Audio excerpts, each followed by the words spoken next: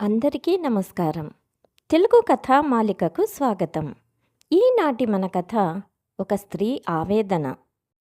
రాగిణి ఒక మధ్యతరగతి గృహిణి. పుట్టినింట్లో గారాల పట్టి. అక్కడ తనదే రాజ్యం. తను ఎంత చెబితే అంత తన నాన్నగారికి, అమ్మగారికి. ఎన్నో ఆశలతో మెట్టినింట్లో అడుగుపెట్టిన గాఢ నిద్రలో ఉన్న నేను అంటే రాగిణి హఠాత్తుగా అలారం మోగిన శబ్దానికి ఉలిక్కిపడి లేచాను. ఆ శబ్దానికి నా పక్కనే పడుకున్న మా ఇద్దరు పిల్లలు కూడా నిద్ర లేస్తారేమో అన్న కంగారుతో దిండు పక్కన ఉన్న నా సెల్ఫోన్లోంచి మోగుతున్న అలారంను బంద్ చేయటానికి నా చేతిలోకి తీసుకున్నాను. ఈలోగా మా ఆయన అలారం ఆఫ్ చేయి, డిస్టర్బ్గా ఉంది, ఎన్నిసార్లు చెప్పాను, సౌండ్ తగ్గించి పెట్టుకోమని అంటూ విసుగ్గా మరో పక్కకి తిరిగి పడుకున్నారు. నేను వెంటనే అలారంను బంద్ చేశాను. అప్పుడు సమయం 4 గంటలవుతోంది. ఇంకాసేపు పడుకోవచ్చుగా అని నా మెదడు పదే పదే సందేశాన్ని ఇస్తుంది. దాని మాట కాదనలేక మళ్ళీ మంచంపై అలా ఒదిగి కళ్ళు మూసుకున్నాను. 5 నిమిషాలు గడిచాక రాగిణి ఇంకా పడుకున్నావేం, లే, ఆలస్యం అవుతుంది అని నా మనసు అలారం కొట్టింది. దాంతో 1 నిమిషాన లేచి కూర్చొని దీర్ఘంగా నిట్టూరుస్తూ మంచం దిగి పిల్లల దుప్పట్లు సరిచేసి నేను పక్కన లేకపోవటంతో దొర్లి కింద పడిపోకుండా మా చింటూగాడి పక్కన దిండుని అడ్డంగా పెట్టి బెడ్రూమ్లో నుంచి బయటకు నడిచాను. 10 నిమిషాల్లో కాలకృత్యాలు ముగించుకొని ఇల్లంతా ఊడ్చి అలాగే కాంపౌండ్ అంతా ఊడ్చి వాకిట్లో ముగ్గు వేసి పైకి లేస్తుండగా ఉన్నట్టుండి కళ్ళు బైర్లు కమ్మాయి. మునివేళ్లతో నుదుటిని నొక్కిపట్టి గట్టిగా కళ్ళు మూసుకొని తెరిచాను. రాత్రి పనంతా పూర్తి చేసుకున్నాక మా ఆయన ఆఫీస్ ఫ్రెండ్ సాయంత్రం ఫోన్ చేసి వాళ్ళ పాప పుట్టినరోజు పార్టీ ఉంది, రమ్మన్నాడు. తొందరగా తయారవ్వమన్నారు. ఇప్పుడా చెప్పేది అన్నాను నేను కొంచెం విసుగ్గా. ఎంతసేపట్లో తయారవుతావు, నాకు ఇప్పుడు గుర్తుకు వచ్చింది అన్నారు మా ఆయన. పార్టీ నుంచి వచ్చి పడుకునేసరికి రాత్రి 12:30 అయ్యింది.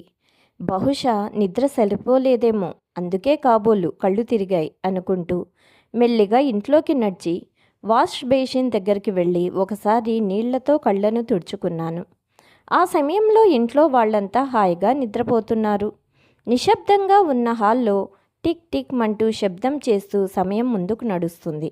అప్పుడే 4:30 అవుతోందా, అమ్మా అప్పుడే అరగంట గడిచిపోయిందా అంటూ గబగబా వంటింటి వైపు నడుస్తూ దారిలో ఫ్రిడ్జ్ను చూసి అందులో పాల ప్యాకెట్, వంటకు కావలసిన కూరగాయలు తీసుకొని వంటింట్లోకి వెళ్ళి నా పని మొదలుపెట్టాను. ప్రతిరోజు నా దినచర్య ఉదయమే కాఫీ కలుపుకొని బాల్కనీలో కూర్చొని ఆ నిశ్శబ్దాన్ని ఆనందిస్తూ కాఫీ తాగటం నాకు అలవాటు. ఆ తర్వాత వంట పని ప్రారంభించాను. మా వారికి స్వీటీ బాక్స్కి అన్నం, టమాటా పప్పు, కూర వండేశాను. ఇక టిఫిన్లోకి చట్నీ చేశాను. ఈలోపు అత్తయ్య మామయ్య నిద్ర లేస్తే వాళ్ల కోసం టీ పెడుతుండగా పిల్లలు కూడా నిద్రలేచి వచ్చి ఇద్దరు కళ్ళు నిలుపుకుంటూ నిలబడ్డారు. పెద్దవాళ్ళకి టీ, అలాగే మా వారికి కాఫీ ఇచ్చేసి పిల్లలకి స్నానాలు చేయించి స్కూల్కు తయారు చేసేసరికి 8 గంటలయ్యింది. నాకు ఉప్మా వద్దు మొండికేశాడు మా చింటూగాడు. ఇవాల్టికి ఇది తినరా, నీకు దండం పెడతా, అక్క చూడు ఎంత బాగా తింటుందో, ఈ పూటకి తినరా నా బుజ్జి కదూ. వాడి గడ్డం పట్టుకొని బతిమాలాను. అదేంటో వాడికి ఉప్మా నచ్చదు. ఆ విషయం తెలిసినా ఇవాళ కాస్త ఒంట్లో బాగా లేకపోవటంతో ఎలాగోలా ఈ రోజుకి అదే తినిపిద్దాం అనుకున్నాను. కానీ మా వాడు చిన్నోడు కదా, వింటారా? అదేం కుదరదు, నాకు వద్దు, నేను తినను అని పేచీ పెట్టాడు మా చింటూగాడు. రాగిణి, వాడు ఏది తింటే అది పెట్టేసే అంటూ ఎందుకు పిల్లవాడిని అలా ఏడిపిస్తావు? టీవీలో రామాయణం చూస్తున్న మామయ్య మందలింపుగా అన్నారు. అలాగే అన్నట్టు తల ఊపి వంటింట్లోకి వెళ్ళాను. పొద్దున ముగ్గు వేసేటప్పుడు కళ్ళు బైర్లు కమ్మాయి కదా, దాని ప్రభావం అనుకుంటా బాగా తలపోటుగా అనిపించింది. అప్పటికప్పుడు చింటూగాడు ఇష్టంగా తినే చిత్రాన్నం కలిపి తినిపించి పిల్లల స్కూల్ బ్యాగులు సర్ది పెట్టాను. హమ్మయ్య అని ఊపిరి పీల్చుకున్నాను. ఇంతలో రాగిణి, నాకు మీ మామయ్యకు టిఫిన్ తీసుకొనిరా. పూజ గదిలో నుంచి బయటకు వస్తూ చిన్నగా కేక వేశారు అత్తయ్య. అలాగే అత్తయ్య అని చెప్పి వాళ్ల కోసం ఉప్మా వేసుకొని వద్దామని వెళ్ళాను. ఒక్కసారిగా వంటిల్లు అంతా గిర్రుమని తిరిగినట్లయింది. అప్రయత్నంగానే నేను కింద పడిపోయాను. ఆ తర్వాత ఏం జరిగిందో నాకు తెలీదు, కానీ కొద్దిసేపటికి కళ్ళు తెరిచేసరికి మంచంపై పడుకొని ఉన్నాను. అప్పటి వరకు నేను ఎప్పుడూ కళ్ళు తెరుస్తానో అని బెంగగా పక్కనే కూర్చున్న పిల్లలు, నానమ్మ, తాతయ్య, అమ్మ కళ్ళు తెరిచింది అంటూ కేకలు వేస్తూ పరుగున హాల్లోకి వెళ్ళారు. పక్కనే ల్యాప్టాప్లో తలదూర్చి బిజీగా ఆఫీస్కి సంబంధించిన ఏదో ముఖ్యమైన పనిలో ఉన్న మావారు ఇప్పుడు ఎలా ఉంది అని అడిగారు. కొంచెం పర్లేదు, తల పట్టుకొని నెమ్మదిగా పైకి లేచి కూర్చుంటూ అన్నాను. ఇంతలో మా అత్తయ్య, మామయ్య, పిల్లలు గదిలోకి వచ్చారు. నేను మంచం దిగిపోతుంటే, అంత తొందరెందుకమ్మా, పర్వాలేదులే, పడుకో అన్నారు మామయ్య. అత్తయ్య కాఫీ కప్పుతో నన్ను సమీపించి, మాకు ఇప్పుడు బీపీలు, షుగర్లు వస్తుంటే మీకేమో ఈ వయసులో నుంచే అన్ని సమస్యలు వస్తున్నాయి. డైటింగులు, గేటింగులు అంటూ సరిగా తినకుండా వచ్చిన తంటాలివి. శుభ్రంగా కడుపు నిండా తిని పని చేసుకుంటే ఏవీ ఉండవు. నీ వయసులో ఉన్నప్పుడు మేము ఎన్ని పనులు చేసేవాళ్ళో. ఒడ్లు తెంచి మరీ అన్నం చేసేవాళ్ళము. ఇప్పుడు అన్నీ స్విచ్లు వచ్చినా పనులు చేయలేకపోతున్నారు. సరేలే, ముందు ఈ కాఫీ తాగు, కాస్త హుషారుగా ఉంటుంది అంటూ నా చేతికి కాఫీ కప్పు ఇచ్చారు. కడుపు నిండా తిండి తినేంత సమయం కూడా ఉందా అత్తయ్య నాకు? అయినా కళ్ళు తిరిగి పడిపోతే చాలు, డైటింగ్ వల్లే అంటూ అందరూ అదే డైలాగ్ కొడతారే తప్ప అస్సలు కారణం తెలుసుకోరు. ఎందుకు అలా అవుతుందో కనుక్కోవడానికి ప్రయత్నించరు. నిద్ర సరిపోకపోవటం, పని ఒత్తిడి ఎక్కువై కూడా అవ్వచ్చు కదా అని ఆలోచించరు. ఏదో అనాలి కాబట్టి ఓ మాట అనేస్తారు అంతే. ఇది మామూలే కదా అత్తయ్య అని అనాలని ఉన్నా ఆవిడపై ఉండే గౌరవం అడ్డుపడి పైకి అనలేక మనసులోనే అనుకొని మౌనంగా ఆవిడ చేతిలో నుంచి కప్పు తీసుకొని అందులో ఉన్న వేడివేడి కాఫీని తాగాను. ప్రాణం లేచొచ్చినట్లయింది. ఇప్పుడు ఎలా ఉందమ్మా అన్నారు మామయ్య. కొంచెం పర్వాలేదు మామయ్య, నిదానమైన స్వరంతో చెప్పాను. ఆయన సరే అన్నట్టుగా చూసి హాల్లోకి వెళ్ళిపోయారు. ఆయన వెంటే అత్తయ్య కూడా వెళ్ళారు. అమ్మా, ఇందాక నీకు ఏమైంది? ఎందుకు పడిపోయావు? నాన్న నిన్ను ఎత్తుకొని మంచంపై పడుకోబెట్టారు తెలుసా? నేను తమ్ముడు నిన్ను ఎంత పిలిచినా పలకలేదు నువ్వు. అమాయకంగా నా ముఖంలోకి చూస్తూ అడిగింది స్వీటీ. నేను మా వారి వైపు ఆప్యాయంగా చూసి మళ్ళీ పిల్లల వైపు చూసి వాళ్లను దగ్గరకు తీసుకొని, ఏం లేదమ్మా, కాస్త తల తిరగటం వల్ల అలా పడిపోయాను అంతే, ఇప్పుడు బాగానే ఉన్నాను. నేను బాగానే ఉన్నాను అన్న మాట విన్న క్షణం పిల్లలు ఇద్దరి ముఖాల్లో ఆనందం, ఉత్సాహం చూశాను. సరే, మీరు వెళ్ళి ఆడుకోండి, నేను కొద్దిసేపట్లో వస్తాను అని చెప్పగా వాళ్ళు హాల్లోకి వెళ్ళారు. పిల్లలు వెళ్ళాక కప్పులో ఉన్న మిగతా కాఫీ గబగబా గొంతులోకి పోనిచ్చి మెల్లగా మంచం దిగి 2 అడుగులు ముందుకు వేశాను. మరి ఇక నేను ఆఫీస్కు బయలుదేరుతా అన్నారు మా వారు ల్యాప్టాప్ ఆఫ్ చేసి దాన్ని బ్యాగ్లో పెట్టుకుంటూ. టిఫిన్ వద్దు, నీకు బాగోలేదని ఇంతసేపు వెయిట్ చేశా. స్కూల్కి కూడా ఫోన్ చేసి పిల్లలు ఇవాళ 1 గంట లేటుగా వస్తారని వాళ్ళ టీచర్కి ఇన్ఫామ్ చేశాను. ఇప్పటికే ఆలస్యమయ్యింది. వాళ్ళను కూడా స్కూల్ దగ్గర డ్రాప్ చేసి వెళ్ళేసరికి నాకు కూడా ఆలస్యం అవుతుంది. ఇవాల్టికి ఆఫీస్ క్యాంటీన్లో తింటాన్లే అన్నారు. 5 నిమిషాల్లో ఉప్మా వేడి చేసి తీసుకొస్తాను అన్నాను నేను. క్యాంటీన్లో తింటానన్నానుగా, ఇప్పుడు అంత హడావుడిగా నువ్వు వేసుకొచ్చినా తీరికగా కూర్చొని తినేంత టైం లేదు. నేను మౌనంగా నిల్చుని ఉన్నాను. అప్పటికే ఫార్మల్ దుస్తుల్లో ఆఫీస్కి తయారు అయి ఉన్న ఆయన భుజానికి ల్యాప్టాపు, బ్యాగులు తగిలించుకుని సరే నేను వెళ్ళి వస్తా అంటూ కదిలారు. సరే అన్నట్లు తాను తల ఊపాను. నేను మా వారి వెంటనే వెళ్ళాను. వెళుతూ అవును, వర్కులో పడి చెప్పడం మర్చిపోయాను అన్నారు వెనక్కి తిరిగి. ఏమై ఉంటుందో ఆతృతగా ఆయన ముఖంలోకి చూశాను. నిన్న నువ్వు లంచ్కి పెట్టిన కాకరకాయ కూర అస్సలు బాలేదు తెలుసా. మా కొలీగ్ కూరను షేర్ చేస్తే తినాల్సి వచ్చింది. కాస్త చూసుకో. ఆ కూర మా కొలీగ్స్ తినుంటే ఎంత ఇన్సల్టింగ్గా ఉండేది నాకు. కొంచెం సీరియస్గా చెప్పి గదిలో నుంచి బయటికి వెళ్ళిపోయారు. మనసు నొచ్చుకుంది నాకు. ఎప్పుడో ఒకసారి వంటలో పొరపాటు జరగవచ్చు. అది అందరి ఇళ్లలో జరిగేదే. ఇందులో అంతా ఇన్సల్ట్ అవ్వటానికి ఏముంది. ఒంట్లో బాలేదు కదా అన్న కన్సర్న్ కూడా లేదు. ఎప్పుడు ఆఫీస్ గొడవే. ఛ, మనసులో నాలో నేనే అనుకొని నేను కూడా హాల్లోకి వెళ్ళి పిల్లలకు మా వారికి బాయ్ చెప్పడానికి వాళ్లతో పాటు గుమ్మంలోకి నడిచాను. పిల్లలు నన్ను చూస్తూ బాయ్ అమ్మా అని పెద్దగా అంటూ నాకు ఫ్లయింగ్ కిస్సెస్ ఇచ్చారు. నేను కూడా వాళ్ళకి బదులుగా ఫ్లయింగ్ కిస్సెస్ ఇచ్చాను. వాళ్ళ మొహాల్లో ఉత్సాహం, కళ్ళల్లో మెరుపు చూస్తే నా మనసుకి చాలా తేలికగా ఆనందంగా అనిపిస్తుంది. మా వారేమో వెళ్ళొస్తా అంటూ హెల్మెట్లో నుంచి నా వైపు బాణం లాంటి ఓ చూపును విసిరి బండిని స్టార్ట్ చేశారు. ఆయన ఇందాకటి మాటలాగే ఆ చూపు కూడా నా మనసుకు బాగానే కుచ్చుకుంది. వాళ్ళు వీధి చివరి వరకు వెళ్ళేదాకా గుమ్మంలోనే ఉండి లోపలికి వచ్చేశాను. హాల్లో సోఫాలో కూర్చొని టీవీ చూస్తున్న అత్తయ్య మామయ్యలను చూసి టిఫిన్ తిన్నారా అత్తయ్య అని అడిగాను. లేదు రాగిణి, వేసుకునిరా అన్నారు అత్తయ్య. మనసులోనే అసహనంగా వంటింట్లోకి వెళ్ళి చూడగా ఎక్కడి పక్కనే అక్కడ వదిలి ఉంది. వంటిల్లు అంతా ఓపిక లేకపోయినా ఓపిక తెచ్చుకొని శుభ్రం చేశాను. అత్తయ్య మామయ్యకు టిఫిన్ పెట్టి మధ్యాహ్నం వంటకి మళ్ళీ రెడీ అయిపోయాను. మొదట్లో పొద్దున మా వారికి వండినప్పుడే అందరికీ ఒకేసారి వండేదాన్ని.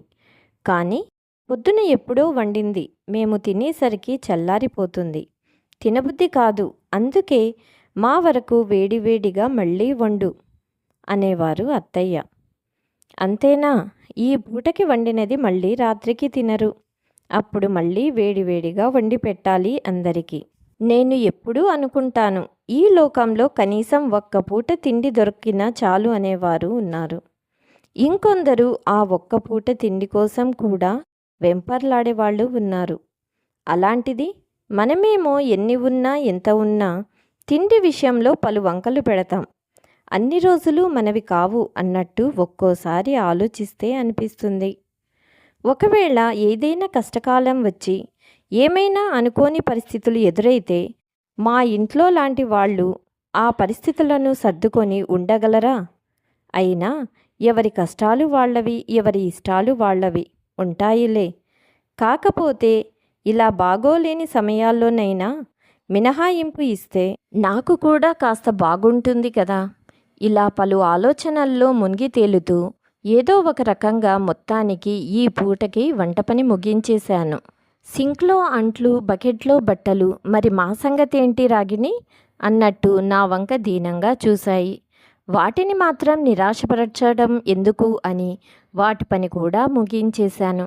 బట్టలు ఆరేద్దామని మేడ మీదకు వెళుతూ మా పక్కింట్లో ఉండే కళ్యాణి కనిపిస్తే, హాయ్ కళ్యాణి, నాకు కొంచెం ఒంట్లో బాగాలేదు. ఈ ఒక్కరోజుకి ఏమనుకోకుండా మీ పాపతో పాటు మా చింటూని కూడా స్కూల్ నుంచి ఇంటికి తీసుకురాగలవా? మొహమాటం పడుతూ అడిగాను. మా చింటూ ప్లే స్కూల్ కాబట్టి ఒక్క పూటే ఉంటుంది. స్వీటీ మాత్రం సాయంత్రం స్కూల్ వ్యాన్లో వస్తుంది. ఇవాళ లేటుగా వెళ్ళారు కదా, అందుకే పొద్దున మావారే వాళ్లను స్కూల్ దగ్గర దిగబట్టి వెళ్ళారు. ఓకే రాగిణి, అలాగే తీసుకువస్తాను. దీనికి ఇంత మొహమాటంగా అడగాలా అంది కళ్యాణి మృదువుగా నవ్వుతూ. నేను నిశ్శబ్దంగా నవ్వి థ్యాంక్ యూ అని చెప్పి మేడ మీదకు వెళ్ళాను. బట్టలు ఆరేస్తుండగా వళ్ళంతా నీరసంగా అనిపించింది. ఒంట్లో సత్తువ లేనట్టుగా ఉందని అక్కడే ఓ పక్కకి పూల కుండీల వద్ద ఉన్న చిన్న చెక్క స్టూలు మీద కూర్చున్నాను. ఈ పని అయిపోయాక స్నానం చేసేలోపు చింటూగాడు వచ్చేస్తాడు. అత్తయ్య మామయ్యలకు భోజనం పెట్టి వాడికి కూడా అన్నం తినిపించాలి. గంటన్నర సేపు వాడి వెంట పడుతూ అన్నం తినిపించేలోపు నా తల ప్రాణం తొకకొస్తోంది. అనంతరం వాడిని పడుకోబెట్టి నేను తిని మేడ మీద బట్టలు తెచ్చి మడతపెట్టి అవి సర్దేలోపు పెద్దది కూడా స్కూల్ నుంచి ఇంటికి వచ్చేస్తుంది. ఇక సాయంత్రం అందరూ టీవీ ముందు రిలాక్స్ అవుతుంటే నేను మాత్రం అందరికీ స్నాక్స్ రెడీ చేస్తూ వంటింట్లో గడిపేయాలి. ఒక్కోసారి సాయంత్రం పూట అంతా ఇంటి వెనుక పెరట్లో కూర్చొని కబుర్లు చెప్పుకుంటూ పిల్లల ఆటపాటలను చూస్తూ ఎంజాయ్ చేస్తుంటారు. నేను స్నాక్స్ చేస్తూ మధ్య మధ్యలో దూరం నుంచి చూస్తూ నేను కూడా అందరితో పాటు అలా కూర్చొని టైం స్పెండ్ చేస్తే ఎంత బాగుండు అని ఫీల్ అవుతుంటా. ఆ తర్వాత ఒకవైపు పిల్లలను చదివిస్తూ వాళ్లకు హోంవర్కులు చేయిస్తూనే వంట చేయాలి. రాత్రి అందరికీ భోజనం పెట్టి భోజనాలు ముగిశాక మళ్ళీ అంట్లు తోముకొని వంటిల్లు అంతా సర్దుకొని పిల్లలను పడుకోబెట్టి వాళ్ళు ఇంటి నిండా పడేసిన బొమ్మలు చెత్త క్లీన్ చేసి నేను పడుకునేసరికి ఒళ్ళు హూనమైపోతుంది. మళ్ళీ పొద్దున్నే లేవాలి, లేకపోతే అన్ని పనులు ఆలస్యమవుతాయి. ఇంట్లో వాళ్ళ కోపాలు చిరాకులకు బలి కావాలి. ఇక కడుపు నిండా తిండి కంటి నిండా నిద్ర పోయే సమయం ఎక్కడ నాకంటూ ప్రత్యేక సమయం ఎప్పుడు దొరుకుతుందో ఏమో. అందరికీ టైంకు అన్నీ కావాలి. ప్రాణం పోతుందన్నా అన్నీ నేనే చేయాలి. పోనీ పని మనిషినైనా పెట్టుకుందామా అంటే మన పని మనం చేసుకుంటే పని మనుషులతో పని ఏంటి? మనకు వాళ్ళు డబ్బులు తీసుకుంటారు కానీ సరిగా రారు. వచ్చినా ఆదరా బాదరాగా ఏదో చేసి వెళ్ళిపోతారు అని చెప్పి వద్దన్నారు అత్తయ్య. మొదట్లో ఉద్యోగాన్ని కూడా వెళ్ళేదాన్ని. చింటూ పుట్టాక ఇంటి పని ఆఫీస్ పనితో ఒత్తిడి బాగా పెరిగిపోయి చెయ్యలేకపోయేదాన్ని. అందుకే 50,000 జీతం వస్తున్నా ఉద్యోగం కూడా వదిలేశాను. ఇంట్లో అన్ని పనులు ఒకే మనిషి ఎలా చేస్తుంది? ఒక్కతే కష్టపడుతుంది. పాపం మన కూడా ఏమైనా సహాయం చేద్దామని ఒక్కరు కూడా ఆలోచించరు. పైగా చేసిన వాటికి పేర్లు పెడుతుంటారు. అవును, ఆలోచించరు. ఎందుకు ఆలోచిస్తారు? ఒకప్పుడు పెళ్ళి కాకముందు నేను కూడా అంతే కదా. మా ఇంట్లో నేనే చిన్నదాన్ని. నాకంటే ముందు 2 అన్నయ్యలు, ఒక్కతే ఆడపిల్ల. అందులోనూ చిన్నదాన్ని కావటంతో ఇంట్లో నాకు గారాబం ఎక్కువ. మా నాన్న గారాబం మరీ ఎక్కువ.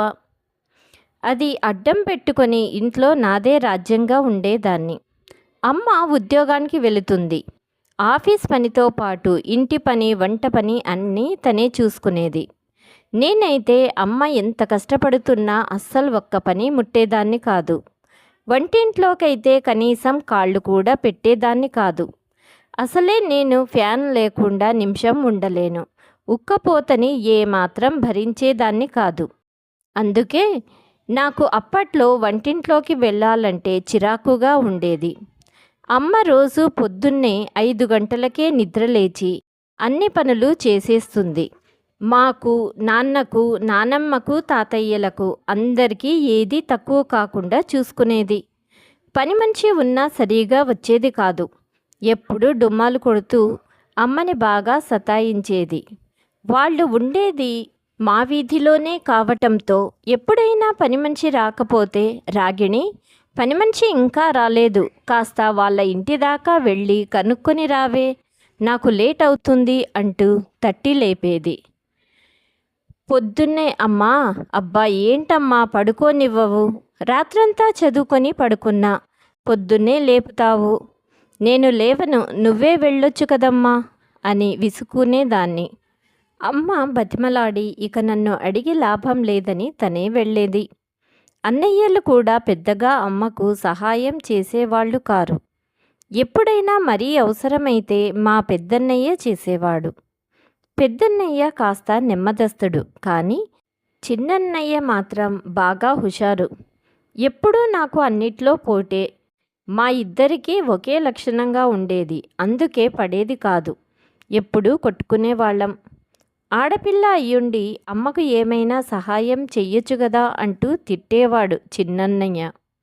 ఆడపిల్ల అయితే మాత్రం ఇంటి పనులు ఆడపిల్ల చేయాలని మన రాజ్యాంగంలో ఏమైనా రాసుందా? ఎప్పుడూ నాపై ఏడ్చే బదులు నువ్వే చెయ్యొచ్చుగా ఆ హెల్ప్ ఏదో అంటూ గొడవ పడేదాన్ని. అప్పుడు మా నాన్న వచ్చి నాకు సపోర్ట్ చేస్తూ చిన్నన్నయ్యను మందలించేవారు. ఈ గొడవ అంతా చూసి విసుగు వచ్చి అబ్బబ్బా ఆపండి ఇంక మీ గొడవలు, ఎవ్వరూ ఏమీ చెయ్యొద్దులే, నేనే ఎలానో చేసుకుంటాను అంటూ చిరాగ్గా వెళ్ళిపోయేది అమ్మ. మాకేమో అప్పుడు పొద్దున్నే 6 గంటలకు మంచినీళ్లు వచ్చేవి. కేవలం అరగంట మాత్రమే వదిలేవాళ్ళు. అప్పుడు ఒక్కొక్కసారి అమ్మకు కుదరకపోతే నన్ను నిద్రలేపేది. కానీ నేను అబ్బా నాకు తలనొప్పిగా ఉందమ్మా, నేను లేవనేను, అన్నయ్యను పట్టమను అని చెప్పి తప్పించుకునేదాన్ని. అప్పుడు మా నాన్న దాన్ని ఎందుకు డిస్టర్బ్ చేస్తావు, దానికి పొద్దున్నే నిద్రలేస్తే తలనొప్పి వస్తుందని తెలుసు కదా అనేవారు అమ్మని మందలింపుగా. ఇక చేసేదేమీ లేక పెద్దన్నయ్యను బతిమలాడి నీళ్లు పట్టించేది అమ్మ. అప్పుడు నేను దుప్పట్లో దూరి ఏదో వరల్డ్ కప్ సాధించినట్లుగా ఫీల్ అవుతూ ముసిముసి నవ్వులు నవ్వుకునేదాన్ని. ఇవేనా? ఇంకా ఉన్నాయి. వంటలో ఏ చిన్న తేడా వచ్చినా నాకు నచ్చనివి చేసినా పెద్ద గొడవ చేసేదాన్ని. వంటల్లో పచ్చిమిర్చి వేస్తే అస్సలు తినేదాన్ని కాదు. ఒకవేళ అమ్మ పొరపాటున పచ్చిమిర్చి వేసి ఏదైనా కూర వండిందా, అంతే గొడవ గొడవ చేసి నేను తినాలా వద్దా అని ఏడ్చేదాన్ని. దాంతో నాన్న అది కారం తినదని తెలుసుగా, తెలిసి ఎందుకు ఇలా వండావు అంటూ అమ్మని కోప్పడి మళ్ళీ నా కోసం ప్రత్యేకంగా ఇంకో కూర చేయించేవారు. నానమ్మ ఒరేయ్ అది ఆడపిల్ల, రేపో మాపో ఇంటికి పంపాల్సిన పిల్లను అతి గారాబం చేసి దాన్ని మరింత చెడగొడుతున్నావు. ఇలా ఏ పని నేర్చుకోకుండా చెయ్యకుండా చేసిన వాటికి వంకలు పెడుతూ ఉంటే అది రేపు అత్తారింటికి వెళ్ళాక అక్కడ సర్దుకోగలదా అని నాన్నకి క్లాస్ పీకేది.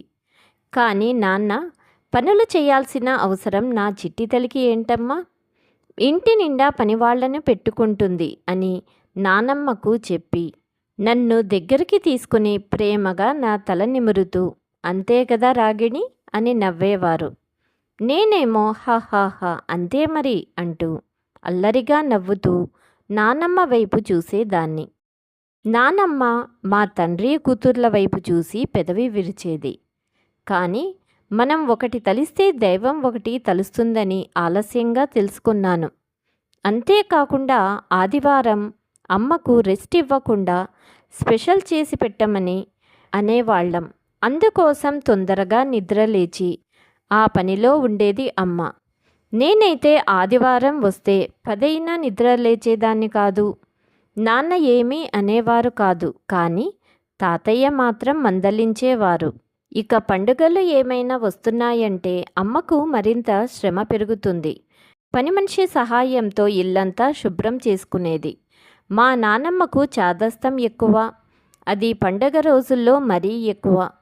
ఆవిడ చెప్పినవన్నీ ఓపికగా అమ్మ ఒక్కతే చేసేది. పూజ, పిండి వంటలు అన్నీ తనే చేసుకునేది. నేను మాత్రం ఏమీ పట్టనట్టు హాయిగా టీవీలో పండగలకు వచ్చే స్పెషల్ ప్రోగ్రాంలు, సినిమాలు చూస్తూ అమ్మ చేసిన పిండి వంటలు ఆరగిస్తూ ఎంజాయ్ చేసేదాన్ని.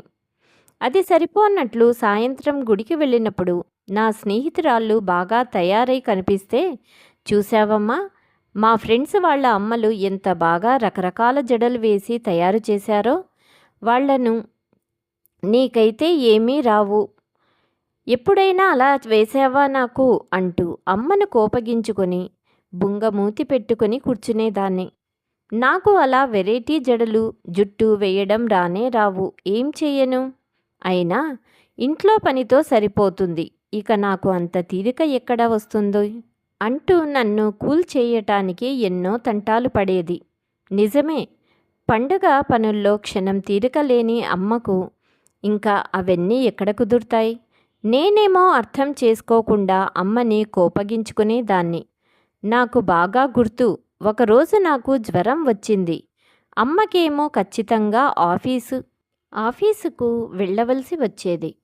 కానీ నాకు వద్దు, అమ్మ తినిపిస్తేనే నేను తింటాను అంటూ తినకుండా మంకుపట్టు పట్టాను. అప్పుడు నాన్న, అమ్మ ఇంటికి రావటానికి ఇంకా టైం ఉంది. అంతవరకు ఇలా ఏమీ తినకుండా ఉంటే నీరసం వస్తుంది.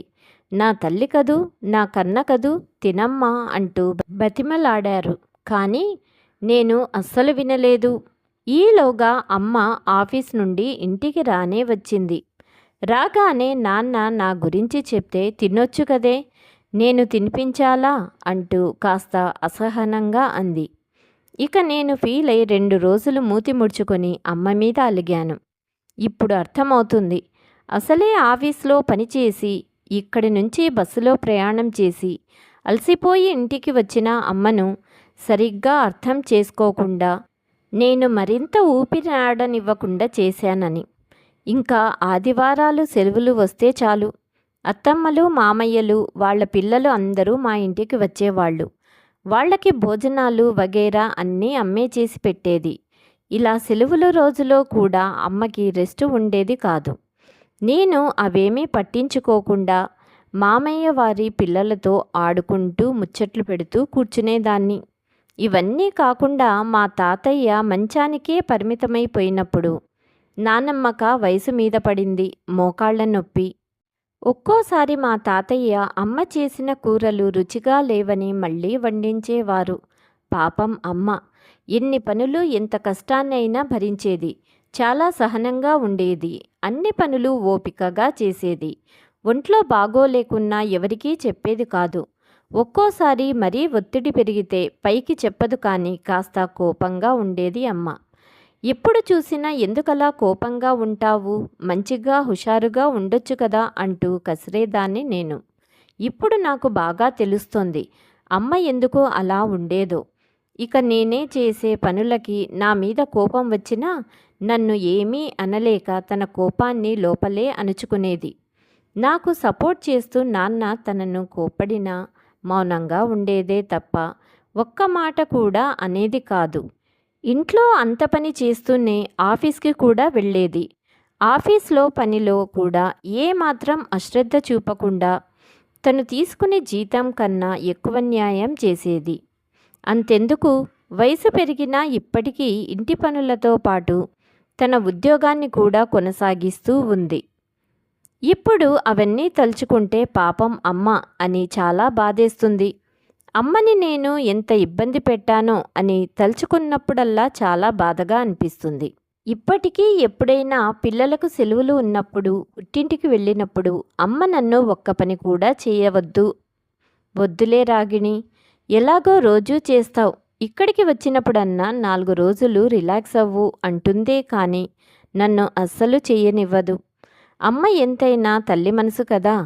అసలు ఇంట్లో అన్ని పనులు ఒకరి మీదే వెయ్యకుండా ప్రతి ఒక్కరూ ఇది మన పనే కదా అని భావించి అంతా కలిసిమెలిసి పనులు పంచుకొని చేసుకుంటే ఎంత బాగుంటుంది అని ఆలోచించుకుంటూ చింటూ వచ్చే టైం అయ్యిందని కిందికి వెళ్ళి మిగతా పని కానిచ్చాను. ఆ రోజు సాయంత్రం రఘు అన్నయ్య, మా వారి స్నేహితుడు వచ్చారు. నన్ను అంత నీరసంగా చూసి, ఏమ్మా రాగిణి, వంట్లో బాగాలేదా అన్నారు. మా వారు అందుకొని, ఏముందిరా, ఇంట్లో ఊరికే కూర్చొని తిని ఏవో రోగాలు వస్తాయి అన్నారు. అదేంటిరా అలా మాట్లాడటం, నాకు తెలిసి ఇంటి పనంతా తనే చేసుకుంటుంది కదా, మరి మనకు కనీసం ఆదివారమైనా సెలవు దొరుకుతుంది, కానీ పాపం వాళ్లకు ఎప్పుడు విశ్రాంతి దొరుకుతుందిరా అన్నాడు. ఏం పెద్ద పని అయి ఉంటుందిలే బాబు, స్విచ్ వేయడమే కదా అన్నారు మా అత్తయ్య కొడుకుకు వంతపాడుతూ. ఆంటీ, మీరు పెద్దవారు, ఆడవారు, మీరు కూడా అర్థం చేసుకోకపోతే ఎలా? మీరు కష్టపడ్డారని వాళ్ళు కూడా కష్టపడాలా? అదే మీ కూతురు ఇలాంటి పరిస్థితిలో ఉంటే చూస్తూ ఊరుకోగలరా? కొంచెం సహాయం చేస్తారు కదా, అలానే ఇప్పుడు కూడా చెయ్యొచ్చు కదా. అలా చెయ్యటం వల్ల మీకు కాస్త టైంపాస్ అవుతోంది, తనకు కొంచెం విశ్రాంతి దొరుకుతుంది అన్నాడు. మరుసటి రోజు ఉదయం ఆదివారం కావటంతో ముందు రోజు కాస్త నీరసంగా ఉండటంతో కాస్త ఆలస్యంగా లేచాను. అయ్యో, ఏమిటి ఇంత మొద్దు నిద్రపోయాను అంటూ గబగబా వంటగదికి వెళ్ళింది రాగిణి. అప్పటికే అత్తయ్య కాఫీ కలుపుతూ ఉన్నారు. రాగిణి, నువ్వు ఫ్రెష్ అయి రాపో, నీకు కాఫీ కలిపి ఇస్తాను అన్నది ప్రేమగా. అమ్మా, ఈరోజు ఏం టిఫిన్ చేస్తావు అంటూ పిల్లలు పరిగెత్తుకుంటూ వచ్చారు. ఈరోజు మమ్మీకి కూడా సెలవు. టిఫిన్ బయట నుంచి తెస్తాను. ఎవరికి ఏం కావాలో చెప్పండి. మనమందరం లంచ్ హోటల్లో తిందాం అన్నాడు భర్త రాగిణి వైపు చూస్తూ. పిల్లల ఆనందానికి హద్దులు లేవు.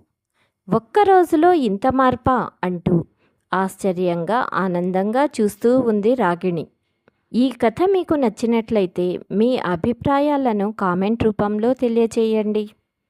Please like, share and subscribe my channel. Thank you.